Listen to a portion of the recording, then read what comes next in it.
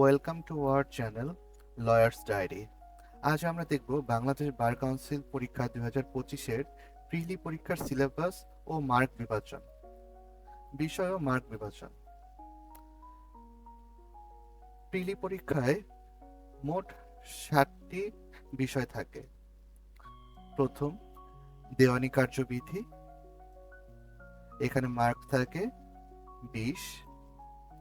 2, সুনির্দিষ্ট প্রতিকার আইন, এখানে মার্ক থাকে 10। নাম্বার 3-এ আছে ফৌজদারি কার্যবিধি, এখানে মার্কস থাকে 20। নাম্বার 4-এ আছে সাক্ষ্য আইন, এখানে মার্কস থাকবে 15। নাম্বার 5, দণ্ডবিধি, এখানে মার্কস থাকবে 20।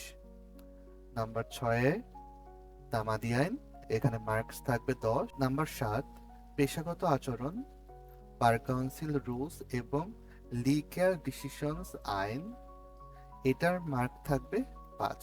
সর্বমোট থাকবে 100 মার্ক।